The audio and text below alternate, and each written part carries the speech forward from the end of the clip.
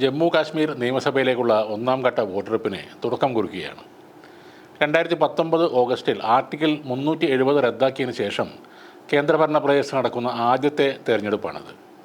ആദ്യഘട്ടത്തിൽ കാശ്മീരിലെ 4 തെക്കൻ ജില്ലകളടക്കം 7 ജില്ലകളിലെ വോട്ടർമാരാണ് പോളിംഗ് ബൂത്തിലേക്ക് എത്തുന്നത്. ആകെ 3 ഘട്ടങ്ങളിലായാണ് സംസ്ഥാനത്ത് തെരഞ്ഞെടുപ്പ് നടക്കുന്നത്.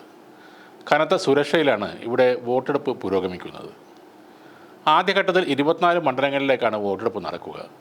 ഇതിൽ ജമ്മു മേഖലയിലെ 3 ജില്ലകളിലെ 8 മണ്ഡലങ്ങളും കാശ്മീർ താഴ്വരയിലെ 4 ജില്ലകളിലെ 16 മണ്ഡലങ്ങളുമാണ് ഉൾപ്പെടുന്നത്. 90 സ്വതന്ത്രർ ഉൾപ്പെടെ 219 സ്ഥാനാർത്ഥികളാണ് ആദ്യഘട്ടത്തിൽ ജനവിധി തേടുന്നത്. 23 ലക്ഷത്തിലധികം വോട്ടർമാർ പോളിംഗ് ബൂത്തിലേക്കെത്തും.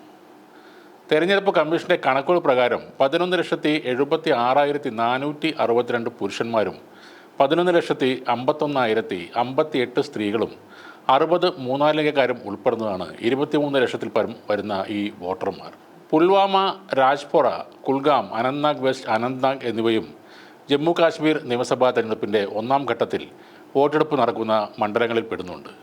കനത്ത സുരക്ഷയാണ് എല്ലായിടത്തും ഉള്ളത്. ആകെയുള്ള 3,276 പോളിംഗ് സ്റ്റേഷനുകളിൽ 14,000 പോളിംഗ് ജീവനക്കാർ മേൽനോട്ടം വഹിക്കുമെന്നും വോട്ടെടുപ്പ് സുഗമമായി നടക്കുമെന്നും തെരഞ്ഞെടുപ്പ് കമ്മീഷൻ പറയുന്നുണ്ട്. ഓരോ പോളിംഗ് സ്റ്റേഷനിലും പ്രിസൈഡിംഗ് ഓഫീസർ ഉൾപ്പെടെ 4 ഇലക്ഷൻ സ്റ്റാഫുകൾ വീതം ഉണ്ടായിരിക്കും.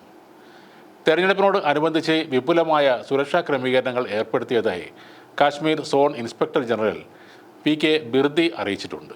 അതിനിടെ രാഹുൽ ഗാന്ധിക്ക് ജമ്മു കാശ്മീരിൽ ഇനി ധൈര്യമായി ഐസ്ക്രീം കഴിക്കുകയോ ബൈക്ക് ഓടിക്കുകയോ ചെയ്യാമെന്ന് അമിത്ഷാ പരിഹസിക്കുകയും ചെയ്തു. BJP സർക്കാർ കാശ്മീർ ഇപ്പോൾ സുരക്ഷിതമാക്കിയിട്ടുണ്ട്. അതുകൊണ്ട് രാഹുലിന് എന്ത് കാര്യം വേണമെങ്കിലും ചെയ്യാമെന്ന് അമിത്ഷാ പറഞ്ഞു. കാശ്മീരിൽ കഴിഞ്ഞ ദിവസം ഇലക്ഷൻ പ്രചാരണത്തിനെത്തിയപ്പോഴാണ് അമിത്ഷാ ഈ പരിഹാസം ഉന്നയിച്ചത്. കാശ്മീരിനെ സുരക്ഷിതമാക്കിയത് ഞങ്ങളാണ്. രാഹുലിന് ഇനി കാശ്മീരിൽ എപ്പോൾ വേണമെങ്കിലും ബൈക്ക് ഓടിക്കാം, മോദിയെ അപമാനിക്കാം, ലാൽ ചൗക്കിൽ പോയി ഐസ്ക്രീം കഴിക്കാം. എന്നാൽ ഇപ്പോഴത്തെ ഈ സുരക്ഷിത അവസ്ഥയൊന്നും കോൺഗ്രസ് സർക്കാരിൻ്റെ കാലത്ത് സാധ്യമായിരുന്നില്ല. തീവ്രവാദത്തെ കുഴിച്ചു മൂടിയത് നരേന്ദ്രമോദിയാണെന്നും അമിത്ഷാ അവകാശപ്പെട്ടു. മുൻ കേന്ദ്ര ആഭ്യന്തരമന്ത്രി സുശീൽ കുമാർ ഷിൻഡെയും അമിത്ഷാ പരിഹസിച്ചു. ഷിൻഡെക്ക് ഇനി ഭയമില്ലാതെ ശ്രീനഗറിലെ ലാൽ ചൗക്കിൽ എത്താമെന്നും അമിത്ഷാ പറഞ്ഞു.